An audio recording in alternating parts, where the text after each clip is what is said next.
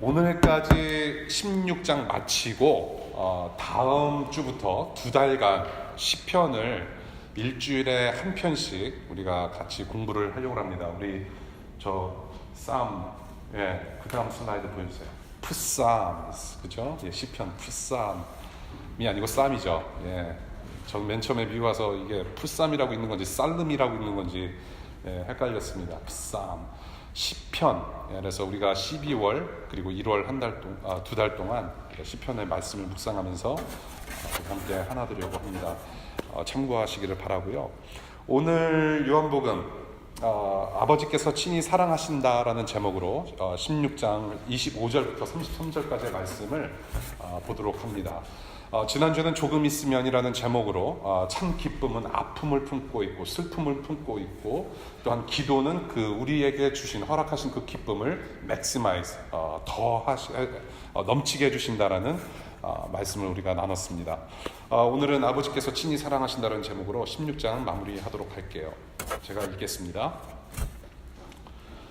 지금까지는 이런 것들을 내가 너희에게 비유로 말하였으나 다시는 내가 비유로 말하지 아니하고 아버지에 대하여 분명히 말해줄 때가 올 것이다. 그날에는 너희가 내 이름으로 아버지께 구할 것이다. 내가 너희를 위하여 아버지께 구하겠다는 말이 아니다. 아버지께서는 친히 너희를 사랑하신다.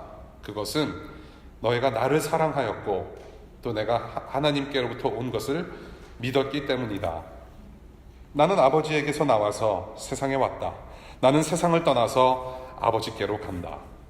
그의 제자들이 말하였다. 보십시오. 이제 밝혀 말씀하여 주시고 비유로 말씀하지 않으시니 이제야 우리는 선생님께서 모든 것을 알고 계신다는 것과 누가 선생님께 물어볼 필요가 없을 정도로 환히 알려주신다는 것을 알았습니다. 이것으로 우리는 선생님이 하나님께로부터 오신 것을 믿습니다. 예수께서 대답하셨다. 이제는 너희가 믿느냐? 보아라. 너희가 나를 혼자 버려두고 제각기 자기 집으로 흩어져 갈 때가 올 것이다.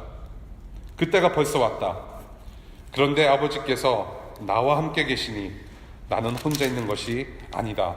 내가 이것을 너희에게 말한 것은 너희가 내 안에서 평화를 얻게 하려는 것이다. 너희는 세상에서 환난을 당할 것이다. 그러나 용기를 내어라. 내가 세상을 이겼다. 주님의 말씀입니다. 기도할게요. 하나님의 기록된 말씀을 읽었습니다. 거룩하신 주님께서 우리에게 허락하신 이 말씀을 인간의 생각과 언어로 풀어서 설명하고자 합니다. 제 입술에서 나오는 말은 하나님의 말씀이 아니지만은 이 말씀을 풀어서 설명하여 우리가 배워야 하는 것이 무엇인지, 깨달아야 하는 것이 무엇인지, 책망받아야 되는 것이 무엇인지 밝히 알려주시고, 그래서 이 시간 성령님의 도우심을 구합니다. 성령님께서 직접 말씀하여 주시고 이 설명을 듣고 깨닫는 중에 우리 하나님을 사랑하는 마음과 우리 옆사람, 이웃사람을 사랑하는 마음이 더욱더 풍성해질 수 있기를 구합니다. 예수님 닮아가기를 이 시간에도 원합니다. 우리 주님 도와주십시오. 예수님 이름으로 기도합니다. 아멘. 며칠 전에 낙엽을 치웠습니다. 제가 낙엽을 무지히 치웠어요. 몇 시간 동안 치웠습니다. 이 갈퀴라고 그러죠. 갈퀴로 해서 너무 안 돼가지고 리프 블로어라고 이렇게 바람 이렇게 하는 거 있잖아요. 그걸 이제 구입해서 수시간 동안 했습니다. 너무 뿌듯했어요. 이게 이제 이 파일이 다 이제 만들어지고 좀 뿌듯한 거예요. 이게 아빠로서 남편으로서 뭔가 했구나. 내가 컨트리뷰트를 조금 했구나. 뿌듯한 마음으로 이제 잠을 잤죠. 온몸이 쑤신 상태로 잠을 잤지만 굉장히 정말로 마음적으로는 뿌듯했어요. 잤는데 웬걸 한 새벽 2, 3시경으로 기억합니다. 강풍이 불어옵니다. 강풍이 너무 세게 불어오는 거예요. 그걸 들으면서 제가 깼습니다. 동시에 무엇을 생각했을까요? 도로아미타불. 내가 치워놓은 낙엽 다 날아갔겠구나.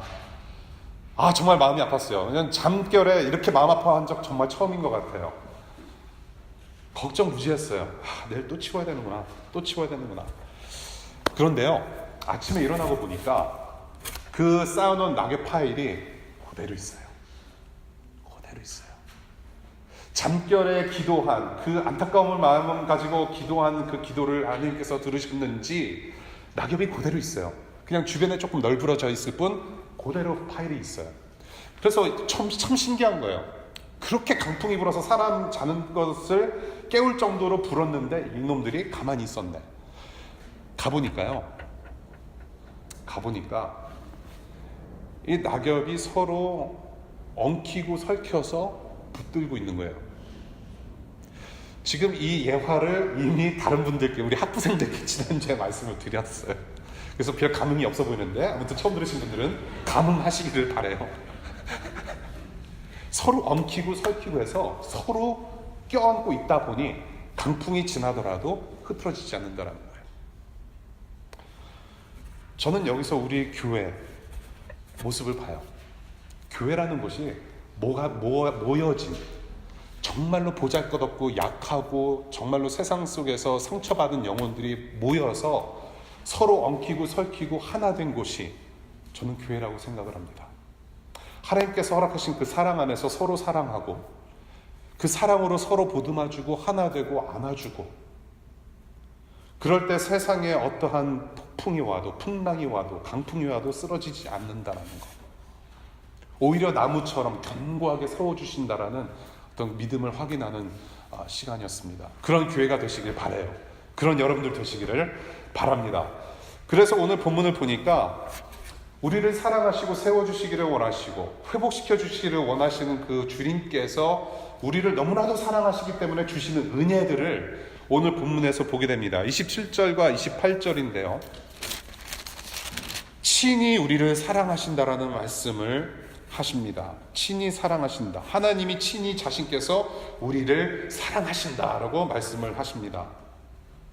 사랑하는 자들에게 사랑의 표시로서 너무나도 사랑하기 때문에 뭔가를 자꾸 주고 싶어 하시는 그런 성품을 가지신 우리 하나님 아버지, 여러 가지 선하고 좋은 것들을 주시기를 원하세요. 우리는 하나님 앞에서 뭔가 내세울 만한 것이 하나도 없음에도 불구하고, 정말로 받을 만한 것이 하나도 없음에도 불구하고 우리는 정말로 많은 것을 받게 되었다는 것이죠. 그것을 보고 은혜라고 표현합니다. 은혜의 정의, getting something you don't deserve, getting something we don't deserve, we never deserve. 우리가 바라고 원하지 않고 받을 수가 없는 것들을 받는 것을 은혜라고 하는 것이죠. 그 은혜의 수혜자들이 지금 여기 앉아 계십니다. 여러분들은 하나님으로부터 많은 은혜를 이미 받으신 분들이에요. 심지어는 여러분들이 하나님을 믿는 믿음이 없어도, 기독교라는 것을 최근에 처음 접했을지라도, 교회 생활 정말로 처음 혹은 얼마 안 됐을지라도 여러분들은 이미 하나님의 은혜 가운데 살아가시는 분들이에요. 은혜를 시각적으로 두 가지로 표현을 합니다. 일반 은혜와 구원의 은혜라는 것이 있어요. 특별 은혜. 일반 은혜는 여러분들이 정말 감사함으로 누릴 수 있는 모든 것들입니다. 심지어는 여러분들이 가요를 듣고 희노애락을 함께 느끼면서 살아가는 것도 하나님의 은혜예요. 여러분들이 아침에 밥을 먹고 나온 것도 은혜고, 이 자연 만물이 은혜고, 공부할 수 있는 것이 은혜고, 그냥 모든 것이 은혜예요. 하나님께서 제정해 주신 은혜. 심지어는 이 세상 통치자들을 통하여서 여러분들께 법을 만들어줘서 그 법을 지킴으로 해서 서로의 안녕을 추구하는 것 또한 하나님의 은혜고요. 기본적인 정의를 우리가 누리면서 살아갈 수 있는 것도 하나님의 은혜입니다. 하나님께서 우리에게 통치자들을 통해서 베푸신 은혜예요. 그 은혜를 누리고 살아가고 있습니다. 특별한 은혜가 또 있어요. 그렇게 은혜 가운데 살아가는 저와 여러분들에게 그냥 놔두지 않으시고 우리를 하나님께서 디자인하신 바대로 다시 회복시키시려는 구원의 은혜를 주셨다라는 말씀이죠. 그것이 성경에서 가르치는 또 다른 은혜입니다. 그래서 예수님을 보내주셨어요. 그 예수님을 믿는 믿음으로 말미암아 저와 여러분들이 하나님께서 창조하신 바대로 다시 되돌아가는 회복의 구원의 은혜를 누리고 있다는 것이죠. 우리에게 은혜를 주시는 것들이 참 많습니다. 참 많습니다. 땡스기빙 이제 엊그저께 지났어요. 그리고 또 다른 절기, 블랙 프라이데이 지났고요. 또 다른 절기, tomorrow, 사이버 선데이, 사이버 먼데이죠. 예. 우리가 늘 감사하는 생활, 땡스기빙 때뿐만이 아니라 저와 여러분들이 일상에서 감사할 수 있는 은혜들이 참 많다라는 것이죠. 오늘 본문에서 우리에게 은혜로 주시는 세 가지를 특별히 보게 됩니다. 이 세 가지를 보기 전에 우리가 이 은혜를 받을 수 있는 것들, 은혜로 좋은 것들을 우리에게 주시는 배경은 무엇인가를 27절의 말씀을 통해서 우리가 먼저 봤으면 좋겠습니다. 27절의 말씀을 보니까 우리가 이렇게 은혜를 누릴 수 있고 하며 사랑을 받을 수 있는 근거는 무엇이냐면 우리가 이미 사랑의 관계 속에 들어왔기 때문이라고 우리 주님께서 말씀을 하세요. 27절, 아버지께서는 친히 너희를 사랑하신다. 그것은 너희가 나를 사랑하였고 또 내가 하나님께로부터 온 것을 믿었기 때문이다 라고 말씀하세요. 이 본문을 그냥 그대로 받아들이면요, 제자들이 혹은 우리가 먼저 하나님을 사랑했기 때문에 하나님 아버지께서 우리를 사랑하시는구나 라고 받아들일 수가 있습니다. 사실은 그게 성경적인 가르침은 아니에요. 성경 전체에서 우리에게 주시는 그 교훈을 우리가 생각을 해야 되는데요, 그 반대가 바로 성경의 가르침이에요. 무엇이냐면 우리에게 주님을 사랑하는 마음과 믿음을 주셨기 때문에 우리가 하나님을 사랑할 수 있게 된 것이죠. 우리가 먼저 하나님을 알아보고 사랑하는 것이 아니라 하나님께서 우리를 먼저 알아보시고 먼저 사랑하셨기 때문에, 그래서 우리에게 믿음이라는 것을 주셨고 우리에게 하나님을 사랑하는 마음을 주셨기 때문에 우리가 그 간격으로 하나님을 사랑할 수 있게 되었다라는 것이죠. 그래서 이 27절의 본문은 그냥 서로 사랑을 주고 받는 것만 단순히 그것을 설명하는 것이 아니라 하나님 아버지와 예수 그리스도와 우리 여러분들이 사랑의 관계 속에 안에 있다라는 것을 설명하시는 말씀이 아닌가 생각됩니다. 그 사랑 안에서 우리에게 주시는 것들이 많다. 이러한 창조주와 피조물 간의 사랑의 관계, 하나님 아버지와 여러분들과의 관계, 우리와의 관계를 완성하시기 위해서, 풍성히 누리게 하시기 위해서 28절을 보니까 예수님께서 이 땅에 그렇게 오셨고 그리고 그렇게 떠나실 것이라는 설명을 하십니다. 사랑의 관계를 완성하고 회복하시기 위해서. 따라서 그 사랑의 관계 속에 저와 여러분들이 있기 때문에 주님께서 선하고 좋은 것들을 우리에게 계속 공급하신다라는 은혜를 우리가 보게 되는 것이죠. 하나님께서 공급하시는 것은 정말로 부족함이 없습니다. 정말로 부족함이 없습니다. 오늘 본문을 통해서 우리에게 주시는 세 가지 은혜, 첫 번째 25절을 봅니다. 진리를 깨우쳐 주십니다. 저와 여러분들에게 진리를 깨우칠 수 있는 은혜를 주신다고 말씀하세요. 하나님에 대한 것을 알게 하신다, 분명히 알게 하신다라고 말씀하십니다. 예수께서 죽으시고 부활하신 뒤에 우리 제자들께 손수 나타나 주셨어요. 우리 부활하신 예수님께서 손수 나타나셔서 하신 말씀들이 있죠. 우리 먼저 누가복음 24장 보겠습니다. 성경 빨리 찾으실 수 있는 분들, 누가복음 24장 27절을 보니까 예수님께서 죽으시고 부활하신 다음에 하신 사역이 있습니다. 27절, 그리고 부활하신 예수께서는 모세와 모든 예언자에게서부터 시작하여 성경 전체에서 자기에 관하여 써놓은 일을 그들에게 설명해 주셨다라고 말씀하세요. 그러니까 부활의 예수께서 전에는 우리가 제자들과 사람들이 몰랐던 말씀을 풀어주셨다라는 얘기예요. 풀어주셨다. 하나님에 대해서 말씀을 풀어주셨다. 그 다음 말씀, 사도행전 1장 3절 보겠습니다. 사도행전 1장 3절, 누가와 사도행전의 저자는 누가 썼을까요? 누가입니다. 이 똑같은 사람이 또 이렇게 썼죠. 누가라는 사람은 피지션, 어떤 의사였죠. 위료질이 아니죠. 위료를 하시는 분, 사람 고치시는 분이었는데 굉장히 디테일한 것 같아요. 아무래도 사람의 몸을 이렇게 다루는 사람이다 보니까 상당히 디테일한 것들이 참 많은 것 같아요. 누가복음에도 그렇고 사도행전 1장 3절에도 같은 사역을 하셨습니다. 예수께서 고난을 받으신 뒤에 자기가 살아계심을 여러 가지 증거로 드러내셨습니다. 그가 40일 동안 그들에게 여러 차례 나타나시고 하나님 나라에 관한 일들을 말씀하셨습니다.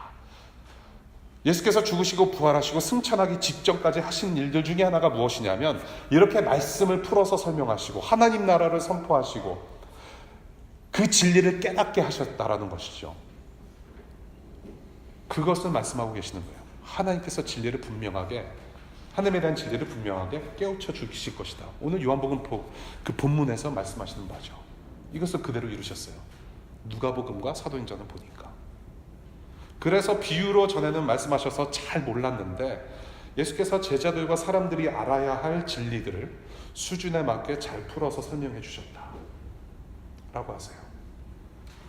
그리고 저와 여러분들은 성령께서 오신 후에 오순절 성령 강림 이후로 성령께서 우리에게 선물로 와주셔서 우리는 그 성령님의 도우심으로 이 진리의 말씀들을 깨달을 수 있게 되었다라는 은혜를 지금도 누릴 수 있다는 것이죠. 우리의 지식과 지혜로는 한계가 있습니다. 아무리 성경을 봐도 우리의 지식과 지혜로는 깨달을 수 없는 것이 바로 하나님의 말씀이죠. 어느 정도는 깨달을 수 있겠으나 성령의 감동으로 쓰여진 성경은 성령님의 조명, 성령님의 도우심 없이는 우리는 잘 알 수가 없어요. 그러한 저희들에게 성령님을 선물로 주셔서 깨닫게 하신다. 전에는 성경을 보면 정말 이게 정말 잘 모르고 무슨 그냥 그림자 보는 것 같이 선명하지도 않고 희미하게만 보였던 것들이 내가 예수님을 믿고 나서 보니까 성령님을 선물로 받아서 성령의 도우심으로 말미암아 이제는 그 실체가 보여지고 내가 이렇게 살면 안 되는 거였구나. 내가 하나님을 사랑하는 존재로 살아야 되는 것이구나. 여러 가지 우리가 깨달을 수 있다는 것이죠. 지금도 하나님을 아는 지식으로 말미암아 우리는 계속해서 예수님을 닮아가고 이 땅에서 하나님 백성으로서 살아갈 길로 우리는 인도받고 있다는 것이죠. 어떻게? 우리가 성령의 도우심으로 진리를 깨우침으로 말미암아 우리는 지금 그 은혜를 누리고 있다는 것입니다. 두 번째입니다. 26절인데요. 하나님께 직접 기도하게 하신다라고 하십니다. 또다시 기도해서 강조를 하세요. 기도, 하나님과 직접 너희가 소통할 수 있게 되었다. 다시 한번 재차 확인시켜 주십니다. 하나님을 깨닫고 알게 되니까 기도가 가능하게 된 것이죠. 진리의 말씀을 접하고 우리가 말씀으로 변화를 받고 하다 보니까 하나님께서 아버지가 되시는구나. 우리는 하나님께 이제는 직접 말씀을 드릴 수 있게 됐구나. 깨닫게 되는 것이죠. 누구의 이름으로? 예수 그리스도의 이름으로. 우리는 스스로 하나님 아버지 앞으로 갈 수 없는 존재들이었으나 예수님 때문에 우리는 하나님 앞으로 갈 수 있었고, 그래서 우리는 하나님의 이름으로, 그 크신 이름으로, 우리를 구원하신 그 이름으로 하나님 앞에서 우리는 기도하며 살아갈 수 있게 되었다. 예수께서 구원의 통로로서 하나님 만나는 길을 열어주셨기 때문에 가능한 것이 바로 기도라는 소통의 은혜라는 것이죠.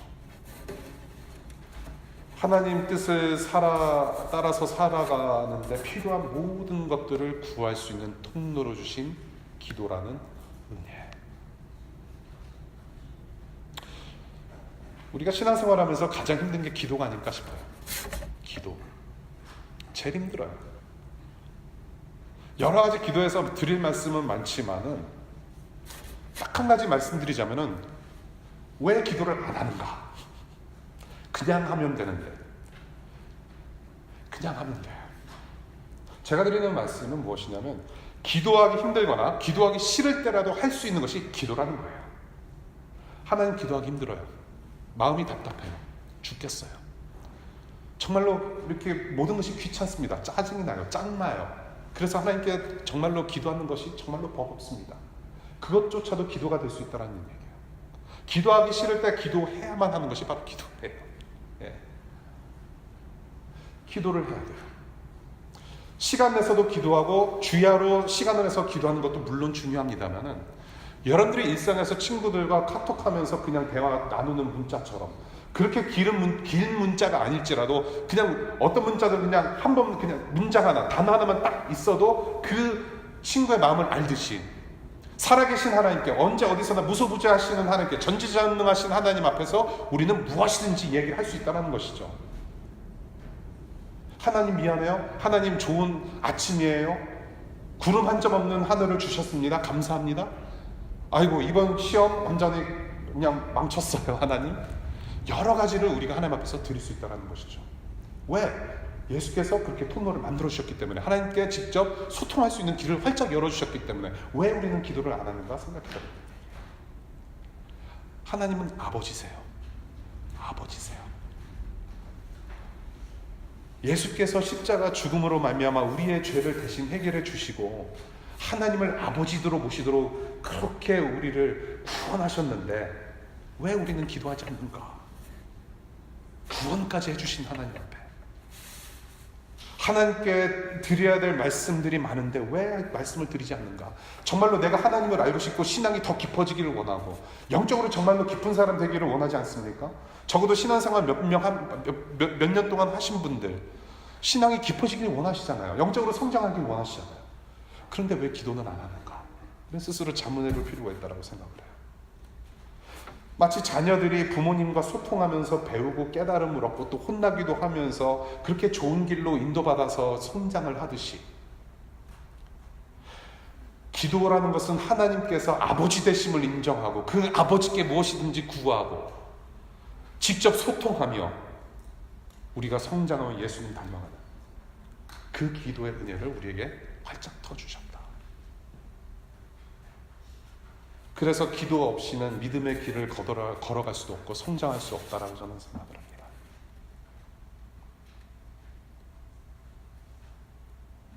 성장하지 않는다면 완성이 아니라 죽은 것이다라는 어떤 풋볼 코치의 말이 기억나요. 맞습니다. 성장하지 않으면 완성이 아니라 죽은 것입니다. 생명력은 계속 자라게 돼 있습니다. 기도 없는 믿음은 죽은 믿음입니다.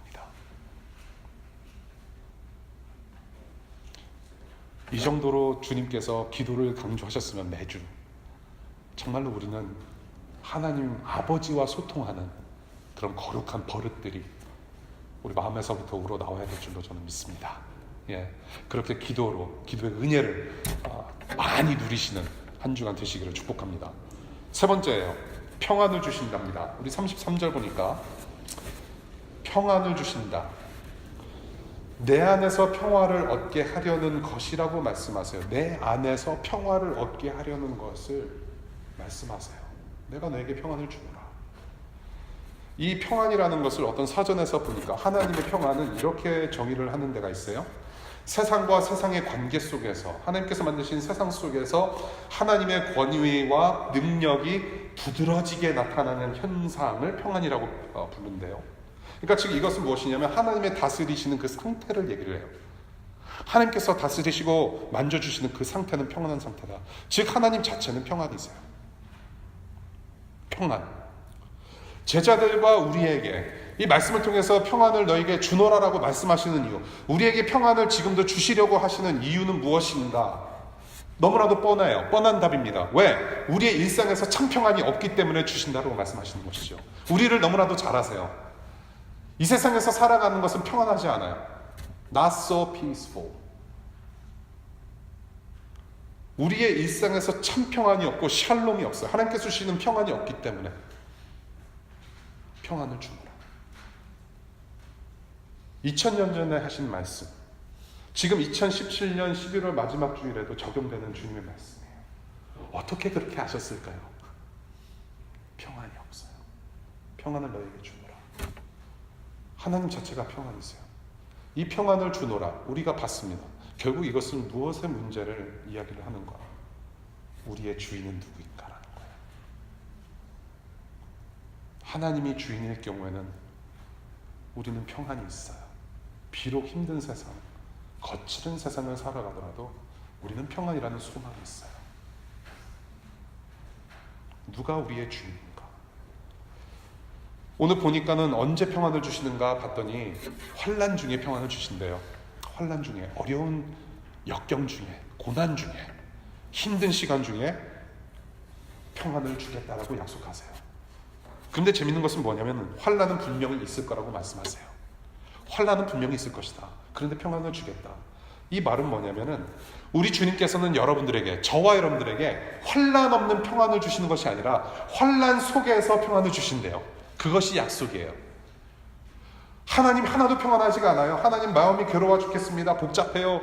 짱납니다. 우리가 기도를 할지라도 그 어려운 역경을 그냥 이렇게 없애주셔서, 딜리시켜주셔서 여기 평안이 있다. 딜리트했으니까 평안이 있을 것이다 라고 말씀하시는 것이 아니라 너희가 그 환난 속을, 어려움 속을, 그 어려운 시간들을 You will go through. 그런데 in that suffering 평안 있게 하실 거라는 얘기예요. 환난 속 평안을 말씀하세요. 2000년 전에는 이 제자들이 이 말씀을 들을 때는 고난이 어느 정도 예견이 되어 있었죠. 예수님을 믿는다고 한다면 바리새인들 그런 종교 권력층들에게 핍박을 받을 만한 어떤 상황이었었죠. 근데 워싱턴 DC에서 살아가는 저와 여러분들은 아무리 예수님을 믿고 저기 버스킹이죠. 포기바로 메트로 스테이션 앞에서 예수님 이름 찬양하면서 버스킹해도 누군가 총질하진 않아요. 확률이 적어요. 예수 때문에 당하는 고난 물론 있을 수 있습니다. 지금도 세계 반대편에서는 그런 분들이 참 많아요. 그런데 이 고난, 고통, 환난, 지지난주에도 우리가 세상에 대해서 말씀을 드렸지만 이 세상에서 사는 것 자체가 믿음이 있던지 없던지 고난 속에 있어요. 고통스럽습니다. 평안이 없어요. 고단하고 안식 없는 삶 속에서 어그러진 우리와 세상의 평안이 되신다라고 약속을 하세요. 정말로 쉼이 있습니까, 여러분? 일주일 동안 보스한테 시달림, 업무에 시달림, 페이퍼에 시달리고 너무나도 일이 많고 일은 열심히 하는데 안 되는 것 같고 내 비자가 익스텐드 돼야만 하는데 정말로 블러리한 그런 나날들을 살아가고 있고 우리의 인생을 좀 쪼개서 보고 좀 있잖아요. 안식이 없어요. 평안이 없어요. 더러는 우리가 그렇게 생각하면서 정말로 하나님은 살아계신가라고 의심할 수밖에 없는 상황들도 있잖아요. 네. 어그러진 우리와 세상의 평안이 되신다. 그래서 그 일상의 풍랑을 함께 지나가시는 평안의 하나님께서 우리와 함께 하신다라는 약속을 하시는 것이죠. 그런 우리를 2000년 전에 미리 알아보시고 풍랑도 잠잠케 하셨던 하나님께서 죽음도 잠잠케 하시는 승리의 하나님이셨습니다. 그 하나님께서 함께 하시기 때문에 우리는 용기를 내서 본문에서 얘기하는 것처럼 용기를 내서 걸어갈 수가 있는 것이죠. 우리의 힘으로는 어떻게 걸어갑니까? 힘들잖아요. 그런데 먼저 앞서가신 예수님이 우리를 당겨주시기 때문에 우리는 이 길을 걸어갈 수 있는 거 아닐까 싶어요. 그래서 고통은 잠시뿐이라는 얘기를 하시나 봐요. 우리는 이미 승리 속에서 살아가고 있기 때문에 아버지께서 함께 하시기 때문에 평안의 하나님 샬롬. 그런데 이 은혜들을 우리가 누리게 되었는데 오늘 제자들의 모습을 보니까 우리의 상태도 보여집니다. 29절부터 32절까지의 제자들의 모습을 좀 봤으면 좋겠어요. 우리가 세 가지 은혜를 나누면서 세 가지 우리에게 주시는 선한 것들을 우리가 생각해 봤는데 이렇게 우리가 은혜를 누리는 우리의 본 모습은 무엇인가? 사실 29절부터 32절까지 보게 되면 제자들이 예수님께 고백하는 내용이 나와요. 그런데 그 고백은 서툰 고백이에요. 서툰 믿음의 고백. 온전치 않은 믿음을 우리가 이 제자들의 말을 통해서 보게 됩니다. 29절부터 볼까요? 아직도 주님과 메시아, 그렇게 예수 그리스도께서 메시아이심, 하나님의 아들로 오심을 많이 경험하고 들었음에도 불구하고 아직도 이 주님, 이 메시아 예수를 선생이라고 불러요.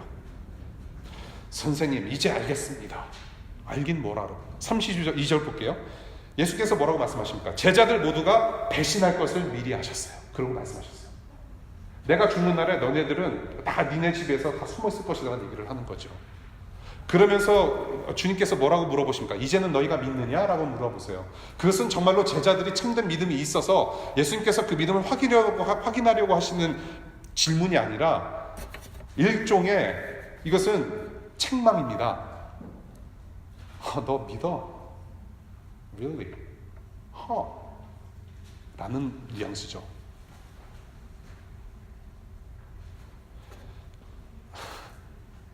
온전치 못한 제자들의 믿음의 고백.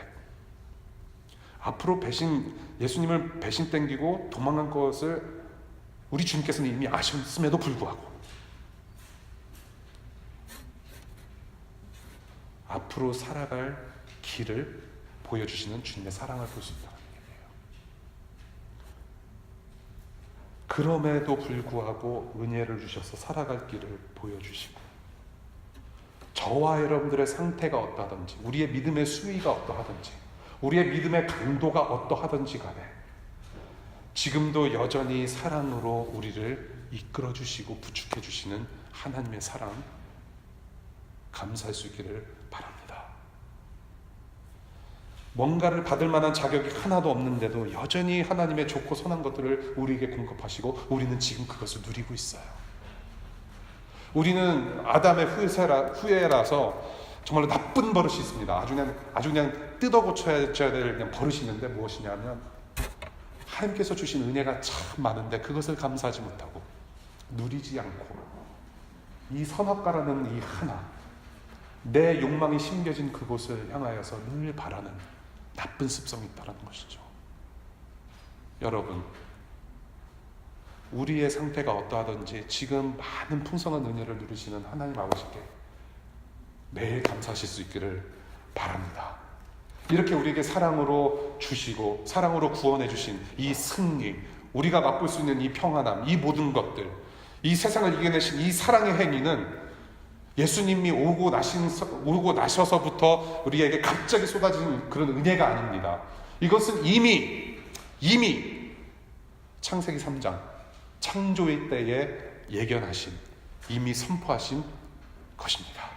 우리 창세기 3장 15절 보겠습니다. 창세기 3장 15절은 찾기 쉬우시죠? 창세기 3장 15절 말씀이에요.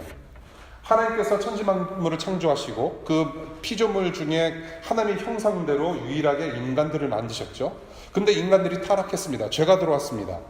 그러면서 이 여러 가지 말씀을 하셨는데 그 중에 아주 기가 막힌 말씀을 하신 부분이 바로 창세기 3장 15절입니다. 이것을 원시복음이라고 그래요. 우리가 복음이라고 했을 경우에 복음이라고 할 때에 우리가 주로 복음서에서 나타나는 예수님의 십자가 복음만을 생각할 수 있는데 이미 그 예수 그리스도의 십자가 복음은 창세기 3장 15절에 이미 선포되어졌다는 것이에요. 제가 읽겠습니다. 내가 너로 여자와 원수가 되게 하고 너의 자손을 여자의 자손과 원수가 되게 하겠다. 여자의 자손은 너의 머리를 상하게 하고 너는 여자의 자손의 발꿈치를 상하게 할 것이다. 이게 지금 누구한테 얘기를 하는 것이냐면 아담과 하와를 꼬셔낸 뱀에게 말을 하고 있는 것이죠. 사단에게 말을 하고 있는 것입니다. 하나님께서 너 사단과 여자와 원수가 되게 하겠다. 인간들과 원수가 되게 하겠다. 너의 자손을 여자의 자손과 원수가 되게 하겠다. 여자의 자손이라는 것은 예수 그리스도입니다. 여자의 자손 예수는 네 머리, 네 꼴통을 깨부실 것인데 너는 여자의 자손 예수를 발꿈치만 상하게 할 것이다. 타락한 아담과 하와에게 선포해 주신, 그리고 지금의 시간을 살아가면 우리에게 이미 선포하신 승리의 복음의 말씀이에요. 하나님은 이미 이때부터 승리하셨고 예수님은 이미 이때 승리하셨고 하나님의 자녀로 부름받은 저와 여러분들은 이미 이때부터 승리한 삶입니다. 이미 승리를 선포하신 우리 하나님께서 여러분들을 사랑하셔서 지금도 우리가 연약할 때에, 우리가 원수 되었을 때, 우리가 주인 되었을 때, 우리가 죽었을 때에 우리의 죄와 허물을 다 뒤집어 쓰시고 십자가에서 희생 제물 되어 주심으로 저와 여러분들을 하나님의 자녀로 불러 모아 주셨어요. 하나님의 자녀로, 하나님께서 디자인하신 바대로, 하나님께서 생각하신 바대로, 뜻하신 바대로 원상 회복되는 과정이 우리는 있습니다. 아까 찬양하면서 그 찬양 뭐였죠? 우리를 회복하시는 그 가사 있잖아요. 까먹었어. 그 회복이라는 단어는 어쩌면 은혜라는 단어처럼 아름다운 말이 아닐까 싶어요. 회복이라는 것은 내 옛날 사람의 상태로 그저 좋았던 옛날로 돌아가는 것이 아니라 하나님께서 만져주시고 빚어주신 상태로 돌아가는 것을 회복이라고 불러요. 저와 여러분들이 그렇게 회복될 것을 상상을 하면서 찬송을 하다 보니까 눈물이 났어요. 정말로 그런 날이 왔으면 좋겠습니다. 저와 여러분들이 얼마나 힘들게 살고 있어요. 우리의 모진 성격, 좋지 않은 것들, 남에게 피해가 될 만한 것들도 늘 하고 살고 혼자 울기도 하고 답답해하고 더러는 남이 지은 죄 때문에 내가 피해를 보기도 하면서 동시에 내가 지은 죄 때문에 남에게 피해를 주기도 하고, 그러나 예수 그리스도는 그 모든 것을 질서정연하게 해놓으셨고 이제는 하나님의 자녀로서 온전하게 회복되었다라는 것이죠. 우리는 이미 다 이긴 삶을 살아가고 있습니다. 주님의 자녀래요. 그리고 예수님은 우리의 주인 되십니다. 아버지가 되신대요. 그래서 로마서 8장에 뭐라고 얘기합니까? 우리 오늘 그 사랑이라는 찬양으로 찬양을 시작했죠. 로마서 8장 우리 다 같이 한번 읽어볼까요? 로마서 8장 35절과 39절. 우리 파워포인트 한번 멋지게 쏴주십시오. 누가 우리를 그리스도의 사랑에서 끊을 수 있겠습니까? 환난입니까? 곤고입니까? 박해입니까? 굶주림입니까? 헐벗음입니까? 위협입니까? 또는 칼입니까? 성경에 기록된 바 우리는 종일 주님을 위하여 죽임을 당합니다. 우리는 도살당할 양과 같이 여김을 받았습니다. 한 것과 같습니다. 우리 다 같이 37절부터 읽을까요? 시작. 그러나 우리는 이 모든 일에서 우리를 사랑하여 주신 그분을 힘입어서 이기고도 남습니다. 나는 확신합니다. 죽음도 삶도 천사들도 권세자들도 현재 일도 장래 일도 능력도 높음도 깊음도 그 밖에 어떤 피조물도 우리를 우리 주 예수 그리스도 안에 있는 하나님의 사랑에서 끊을 수 없습니다. 우리는 힘들더라도 그 상황을 보지만 하나님은 그 사랑의 끈을 놓치지 않으세요. 말씀을 서서히 맺을게요. 공급하시면서 우리에게 공급하시는 그 은혜를 누리면서 승리하는 자녀의 삶을 살아가는 것이 무엇인가? 여러 가지 모습이 있을 수 있겠습니다. 그런데 저는 지난주에 받았던 한 카톡 문자를 통해서 이런 게 이렇게 사는 것이 참된 자녀의 모습일 수 있겠구나. 본인의 허락을 받아서 그냥 한 줄 읽어드릴게요. 기도 제목을 저한테 기도를 요청하시면서 이분이 말씀하시는 게 어떤 결과이든 상관없이 하나님께서 제가 가는 길을 잘 인도하시리라 저는 믿습니다. 그래서 기도 부탁드릴게요.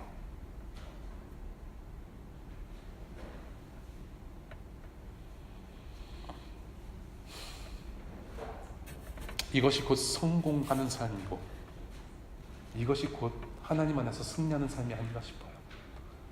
그분의 기도를 하나님께서 어떻게 들어주실지, 앞으로 어떤 길로 인도하실지 전혀 몰라요.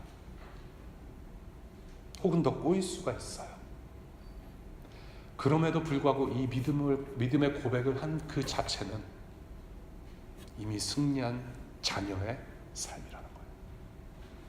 하나님을 믿는 믿음, 이미 승리의 삶을 살아가는 모습이 아닌가 싶어요. 하나님 아버지께서 친히 사랑하셔서 진리를 깨우쳐 주시고 직접 기도하게도 하시고 평안으로 함께 하시기에 저와 여러분들은 어떠한 강풍을 만나도 이 길을 계속 걸어갈 수가 있습니다. 우리는 하나님의 자녀로서 믿음의 길을 걸어가고 있는 사람이기 때문에 그래요. 그 사랑으로 저와 여러분들이 하나가 돼서 견고하게 세워져가는 교회, 우리 공동체 되기를 간절히 축복합니다. 기도할게요.